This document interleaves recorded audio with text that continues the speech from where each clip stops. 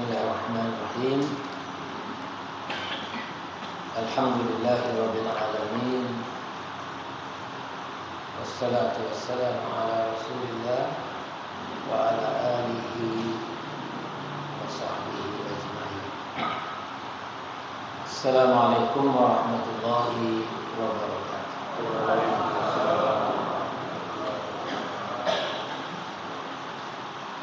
Alhamdulillah, kita senantiasa memuji Allah Subhanahu wa taala atas limpahan kasih sayang, keutamaan, nikmat yang tidak putus-putusnya. Satu kesyukuran yang tentu saja apa yang kita rasakan saat ini adalah kita kembali bersama dengan bulan Ramadan.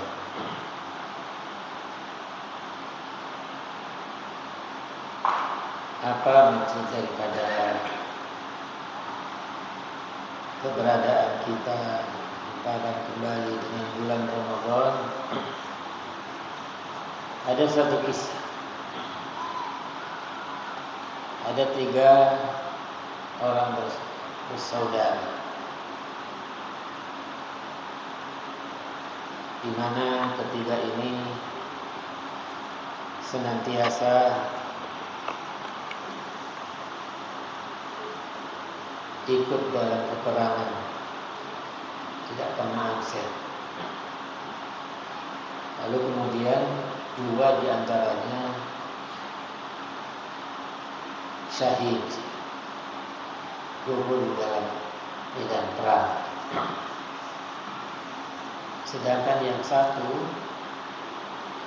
itu meninggalnya di atas kasurnya, sekalipun dia menginginkan juga mendapatkan syahadah, mati dalam keadaan syahid. Seorang sahabat itu bermimpi bahwa ternyata yang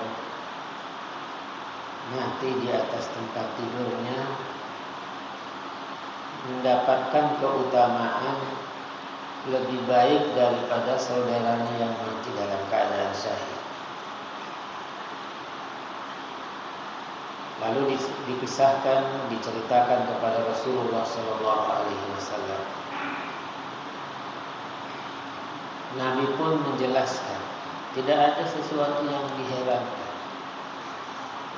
Bukankah yang ketiga itu masih diperjumpakan dengan bulan Ramadan, sehingga dia mendapatkan keutamaan yang tidak didapatkan saudara yang gugur dalam medan perang.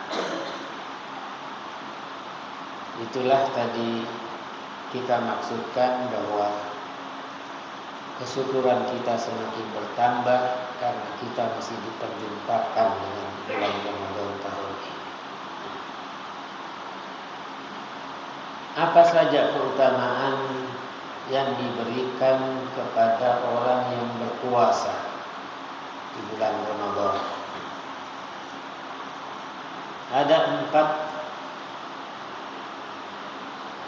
keutamaan yang didapatkan bagi orang yang berpuasa. Yang pertama, orang yang berpuasa dijauhkan dari godaan setan.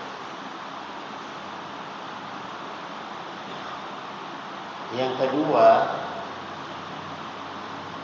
orang yang berpuasa dijauhkan dari siksaan api neraka. Yang ketiga, orang yang berpuasa dijauhkan dari bisikan hawa nafsu. Yang keempat, orang yang berpuasa dijauhkan dari sifat mencintai dunia secara berlebihan.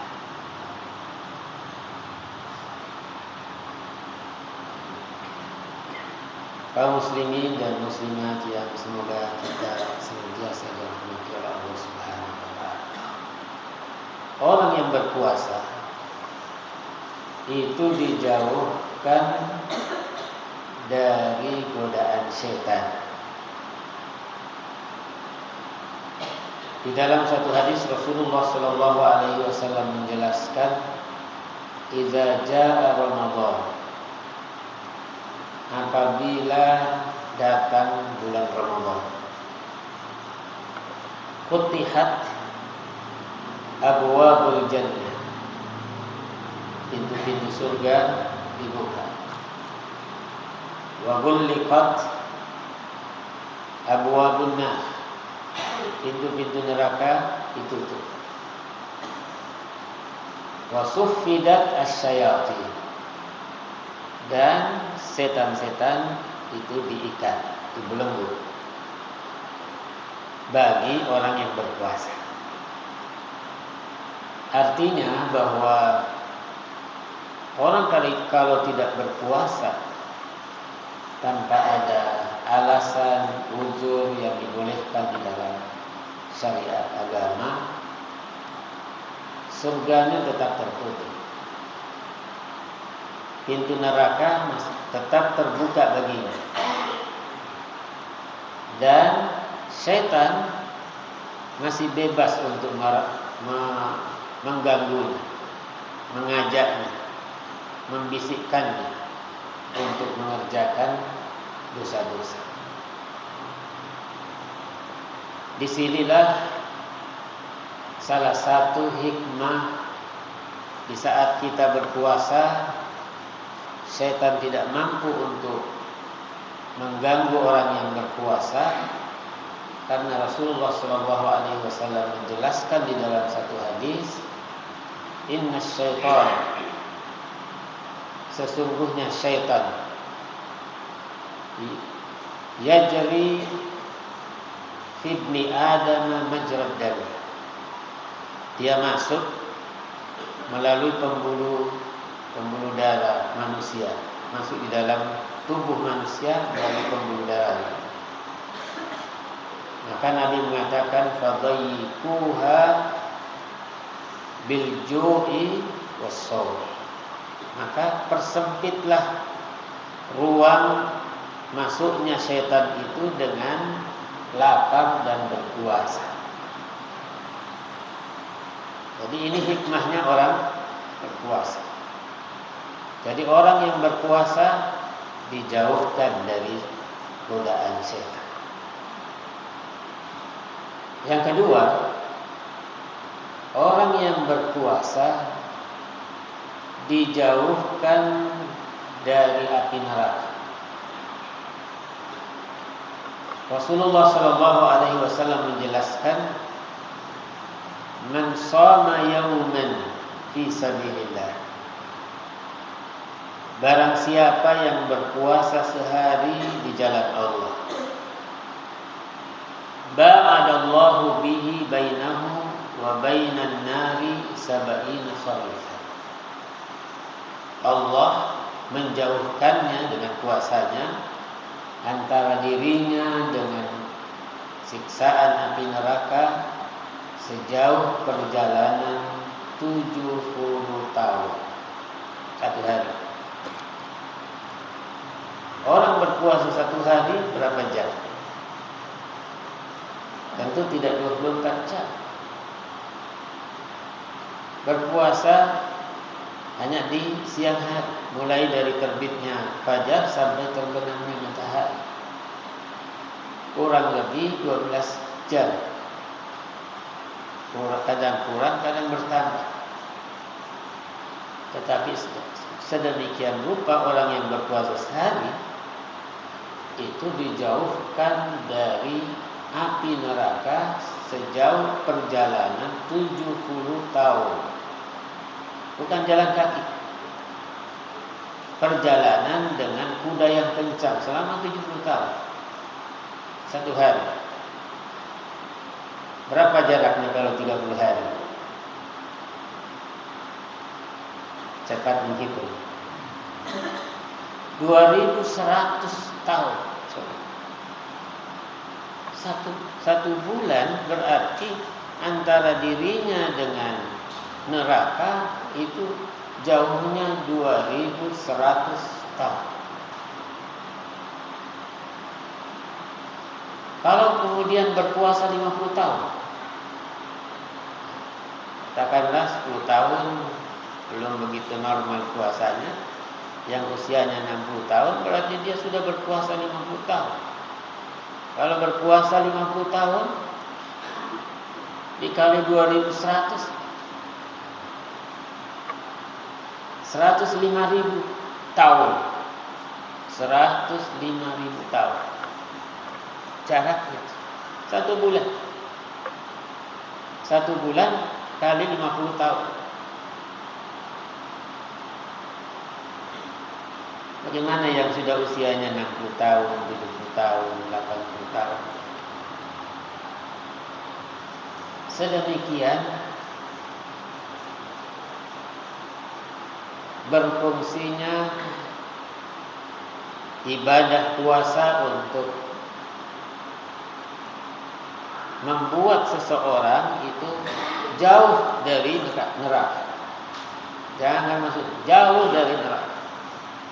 Maka dengan ibadah puasa Allah memberikan keutamaan bagi yang berpuasa, itu adalah dijauhkan dari neraka sepanjang sekian perjalanan.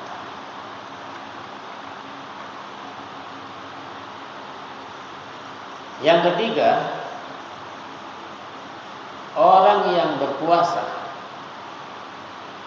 itu dijauhkan dari keinginan hawa nafsu, bisikan hawa nafsu. Padahal kita ketahui bahwa orang yang mampu mengontrol hawa nafsunya untuk menghindari dosa, menghindari pelanggaran,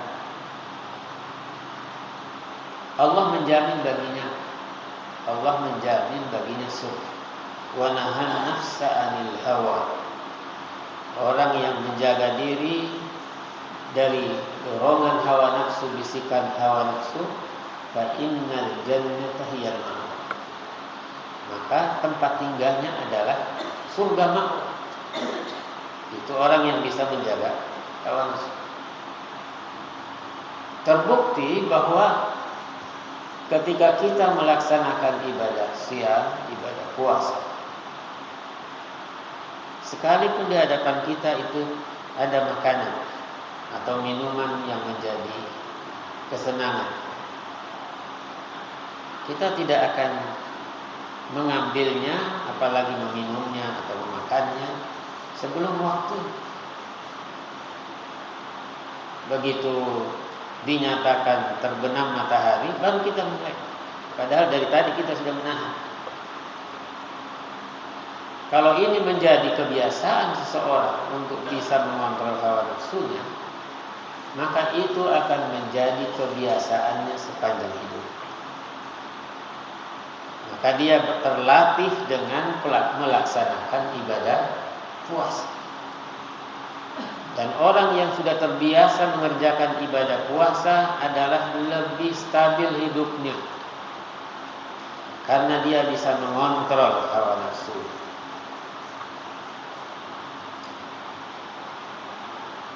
Ada orang yang berbuat dosa karena hawa nafsu. Kalau orang berbuat dosa karena hawa nafsunya, masih besar kemungkinan dia diterima taubat, diterima permohonan ampunnya. Begitu dia meninggalkan perbuatan dosa, dia kembali kepada Allah, maka dia diampuni dosa, sebesar apapun dosa. Begitu dia meninggalkan perbuatan dosa itu dan kembali kepada Allah, bertaubat kepada Allah, maka dia akan diampuni dosa. Ada contoh orang yang berbuat dosa karena hawa nafsu. Adam alaihissalam.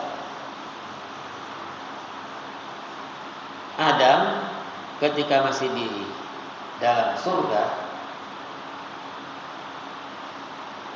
dia bebas apa saja, kecuali ada satu hal, dia tidak boleh mendekati pohon khuld di dalam surga. Mendekati saja tidak boleh, apalagi memakan buahnya.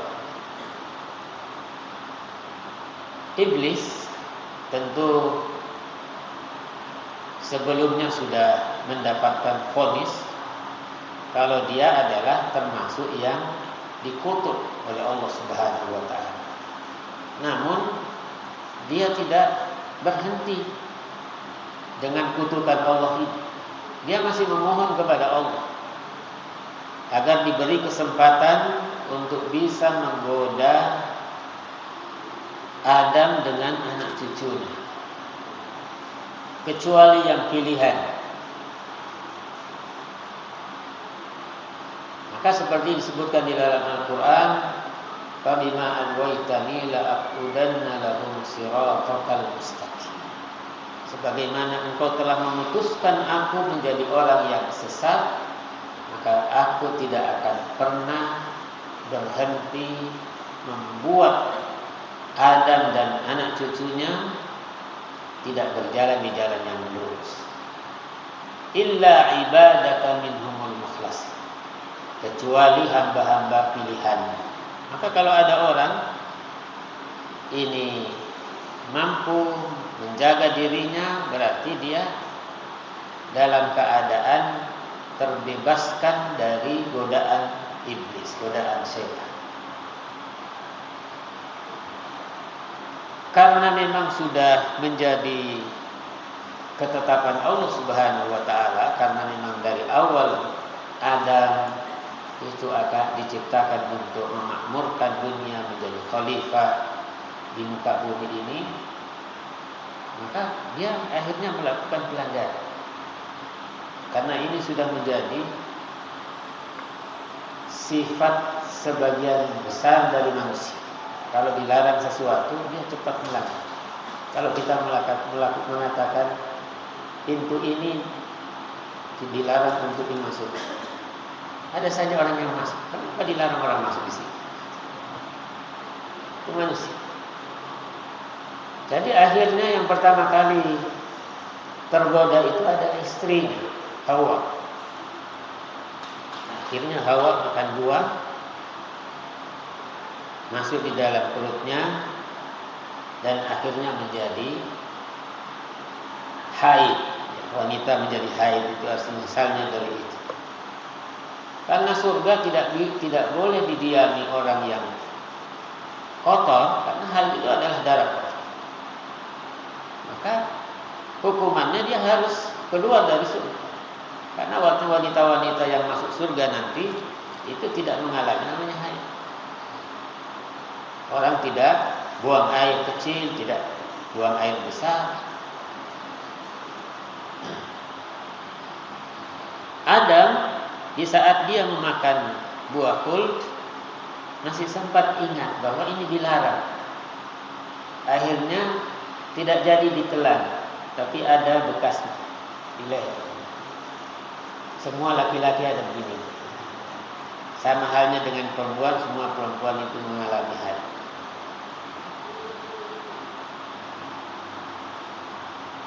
Dijelaskan di dalam Al-Quran kalau Adam itu adalah melakukan pelanggaran, melakukan perbuatan dosa.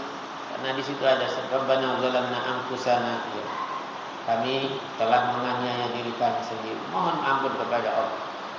Akhirnya diampuni dosanya ya Allah, karena dia meninggal. Siapapun melakukan perbuatan dosa, ketika dia meninggalkan perbuatan itu dan kembali kepada Allah, dia akan diterima doanya, diterima permohonan ampunannya oleh Allah Subhanahu wa taala. Itu makan kaitannya dengan syahwat. Orang makan itu kaitannya dengan syahwat. Syahwat itu kaitannya dengan hawa nafsu. Beda dengan iblis.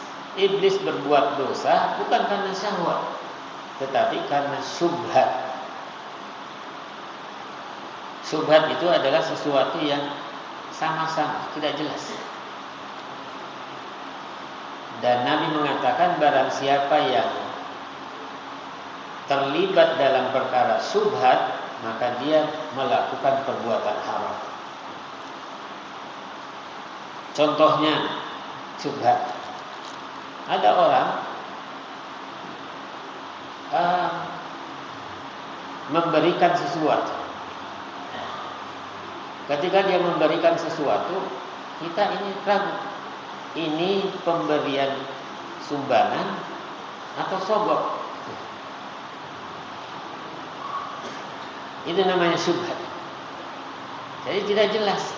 Kalau dikatakan ini adalah sumbangan, tapi ada keinginannya yang memberi. Kecuali orang diberi yang tanpa didahului dengan ada keinginan, nah itu boleh dikatakan pemberian. Bisa berupa sedekah atau infak menurut niatnya orang yang memberi. Iblis ini berdosa karena perkara syubhat, dan orang yang terlibat dalam perkara syubhat itu adalah sangat tipis bisa diampuni dosanya oleh Allah Subhanahu wa taala seperti iblis.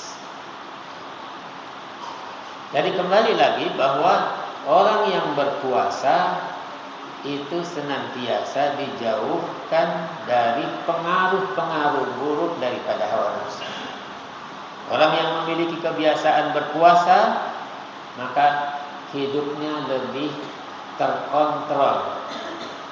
Dia bisa mengontrol hawa nafsunya karena menjadi kebiasaan di saat melaksanakan ibadah puasa.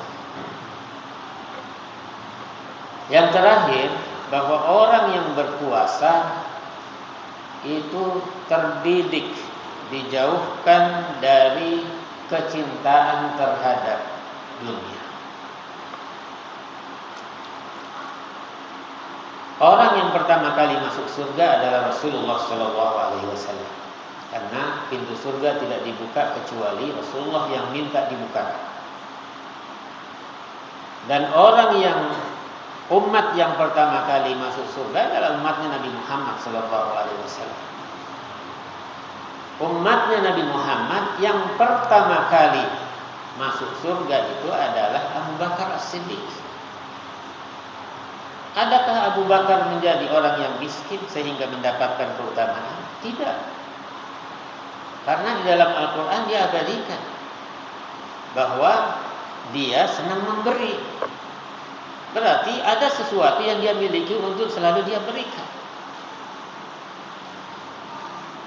Maka apakah orang kemudian ketika diberi dunia dia harus menolak? Tidak. Tetapi yang harus kita perbaiki adalah hati. Allah Subhanahu wa taala menjelaskan di dalam Al-Qur'an dikaitkan dengan hari kiamat. Allah menjelaskan yauma la yanfa'u malun wala banun. Pada hari itu tidak bermanfaat harta, tidak bermanfaat anak. Illa man atallaha biqalbin salim, kecuali orang yang menghadap kepada Allah dengan hati yang bersih. Artinya di antara orang yang memiliki harta, kalau dia memiliki hati yang bersih, maka hartanya bermanfaat. Karena disebutkan bahwa orang yang memiliki harta, kalau hatinya bersih, bermanfaat hartanya. Kalau hatinya kotor, berarti hartanya itu menjadi lawannya nanti di akhirat kelak. Itulah gambaran daripada sahabat Abu Bakar As-Siddiq radhiyallahu anhu. Sekarang kita barangkali mengukur masing-masing. Adakah kita ini adalah termasuk orang yang mencintai dunia melebihi cinta kita kepada akhirat? Padahal dalam Al-Quran betapa banyak ayat Al-Quran kita harus mendahulukan kehidupan akhirat. Pilihan kita adalah akhirat. Walal akhiratu khairul laka minal ula. dan kehidupan akhirat itu adalah lebih baik bagimu daripada kehidupan dunia. Karena kita tahu di dunia ini hanya sesaat, terbatas. Orang mau kaya mati juga. Orang tinggi pangkatnya mati juga. Bahkan orang yang paling bertakwa dia mati juga. Rasulullah SAW manusia orang yang paling takut kepada Allah, tetapi menemui juga ajalnya sesuai yang ditetapkan oleh Allah Subhanahu wa taala. Bagaimana dengan kita? Padahal beliau adalah sebaik-baik makhluk yang diciptakan oleh Allah Subhanahu wa taala. Ketika menjelang ajalnya, Nabi masih diberi dua pilihan. Datang Jibril membawa pesan dari Allah Subhanahu wa taala, diberi pilihan kepada Nabi Muhammad SAW. Ingin dipanjangkan umurnya sampai hari kiamat, diberikan kepadanya kekayaan, diberikan kepadanya kekuasaan untuk memimpin umatnya dan nanti masuk surga. Atau sesuai dengan ketetapan beliau meninggal dan menemui Allah Subhanahu wa taala dan masuk surga. Apa yang dipilih oleh Nabi? Meninggal. Karena ketika dia meninggal, ketika itulah dia baru bisa menghadap kepada Allah Subhanahu wa taala. Jadi untuk mengukur apakah kita ini mencintai dunia atau tidak, yang pertama, bagaimana kita menilai seseorang? Ada orang kaya, ada orang miskin. Ketika kita menjumpai orang yang kaya, kita memuliakannya. Bagaimana? Kenapa memuliakan? Karena dia kaya. Ada orang miskin, dia tidak mendapatkan penghormatan seperti orang yang kaya. Apa penilaian kita? Karena dia bukan orang kaya, tidak punya apa-apa. Apabila suatu saat umpamanya Allah membaliknya, orang yang tadinya miskin tiba-tiba dia kaya. Yang kaya tadi yang kita hormati, yang kita muliakan, tiba-tiba jatuh miskin. Berubah enggak kita penilaiannya sama dia? Kita akan tetap memuliakannya sekalipun dia sudah miskin. Yang ini tetap kita abaikan sekalipun dia sudah kaya. Ukurannya dalam diri kita. Kalau kita kemudian menyamakan seseorang itu bukan karena kekayaannya dan kemiskinannya, tetapi karena dia benar-benar hamba Allah yang baik, maka itulah ukuran kita bahwa kita bukanlah orang yang menjadi hamba sahayanya dunia. Yang kedua, apakah kita ini termasuk orang yang mencintai dunia atau tidak? Di dalam Al-Quran Allah menjelaskan wailul likulli humazatin lumazah. Apa sifatnya al-humazah? Al-lumazah allazi jama'a malan wa addana, yaitu mereka yang senantiasa menghimpun harta dan menghitung-hitungnya. Tahun ini berapa nilai tabungan yang ada di bank? Ada berapa rumah yang sudah dibangun? Ada berapa tanah yang sudah dibebaskan? Hitung-hitung. Yahsabu annama lahu akhlaq. Dia mengira kalau hartanya yang banyak itu membuatnya dirinya kekal. Ada yang lebih kaya daripada Nabi Sulaiman? Tidak ada. Sudah dikunci Nabi Sulaiman. Dalam doanya, ya Allah berikanlah aku kekuasaan dan kekayaan. Tidak ada lagi orang yang kaya setelahku seperti kekayaan yang dimohonkan oleh Nabi Sulaiman. Sudah dikunci. Tapi Nabi Sulaiman mati juga. Jadi tanda-tandanya kalau kita mencintai dunia itu adalah selalu menghitung-hitung. Sehingga orang juga memiliki perhitungan kalau kemudian dia mau memberi, mau bersedekah, dihitung-hitung. Zakat saja yang menjadi kewajiban, kalau dia menjadi orang yang sudah wajib mengeluarkan zakat, zakatnya hanya 2,5%. Masih dia miliki 97,5%, hanya 2,5% yang diminta. Tapi masih dia hitung-hitung. Kalau uangnya 100 juta masih mudah, 2,5 juta diberikan. Masih mudah. Kalau 100 miliar, sudah menghitung dia. Jadi ketika orang menghitung-hitung hartanya, tandanya orang kalau menghitung-hitung harta itu adalah sangat berat untuk memberi. Mau bersedekah dihitung, mau belanja ini dihitung. Karena yang selalu dia inginkan adalah bertambahnya dari tahun ke tahun, dari waktu ke waktu. Kalau itu ada di dalam diri kita, berarti kita masih perlu untuk mendidik diri supaya kita tidak mencintai dunia. Yang terakhir tandanya, tanda-tandanya orang yang mencintai dunia adalah selalu menghayal, berangan-angan. Saat dia tidak punya, selalu menghayal, alangkah indahnya kalau saya bisa seperti si fulan. Kalau saya sudah seperti fulan, saya rumahnya demikian, kendaraannya demikian, saya bisa belanja apa saja. Seperti kaum Bani Israel yang menyaksikan kekayaan Qarun. Mereka mengatakan, ya wailatana mislama utiya Qarun. Sekiranya kami juga mendapatkan seperti Qarun, harta yang dimiliki Qarun. Begitu Qarun kekayaannya ditelan bumi, baru sadar ya. Baru sadar.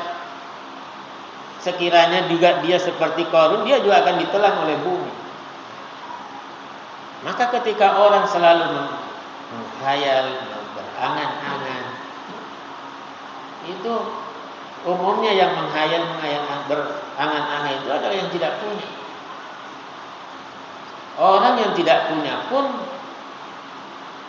sangat mungkin dia sangat mencintai dunia. Buktinya apa? Selalu berangan-angan. Ketika orang berangan-angan, angan-angannya sangat jauh, padahal ajalnya dekat. Jadi antara dirinya dengan ajalnya lebih dekat ajalnya daripada angan-angannya. Itulah kekurangan manusia. Ada 3 hal yang manusia kadang tidak sadar, selalu hilang pada dirinya, selalu terlewatkan. Pertama, manusia itu setiap hari berarti ketika berganti siang ke malam berarti sudah berkurang umurnya. Tapi dia tidak pernah merasa sedih dengan berkurangnya umur. Tapi kalau berkurang hartanya, apakah hilang atau ada yang ambil atau terbakar dan lain sebagainya, sedihnya luar biasa. Padahal harta itu masih mungkin dicari lagi, sedangkan usia yang sudah lewat tidak mungkin lagi diganti karena waktunya sudah terbatas. Ini tidak disadari. Bahkan ada banyak orang sedemikian berganti tahun, berarti sudah berkurang usianya, tetapi dirayakan. Merasa senang kalau usianya sudah berkurang, dirayakan. Yang kedua, kita ini berjalan dari satu titik ke titik yang akan kita tuju. Artinya mulai dari titik kelahiran yang berarti kita mau masuk dalam kehidupan dunia, menuju ke titik kematian yang berarti kita akan menuju kepada kehidupan akhirat. Semakin bertambah usia berarti kita semakin jauh dari dunia dan semakin dekat kepada akhirat. Tapi banyak manusia lebih sibuk dengan dunia yang dia akan tinggalkan, padahal dia seharusnya sibuk untuk menghadapi akhirat yang dia akan hadapi. Ada kita berpikir seperti begitu. Maka orang yang berpuasa seperti yang kita sebutkan tadi sebagai satu kesimpulan bahwa kalau kita benar-benar berpuasa, insya Allah akan dijauhkan dari 4 perkara tadi. Dari setan, dijauhkan dari hawa nafsu, dijauhkan dari siksaan api neraka, dan dijauhkan untuk mencintai dunia secara berlebihan, karena dunia ini pasti kita akan tinggalkan. Assalamualaikum warahmatullahi wabarakatuh.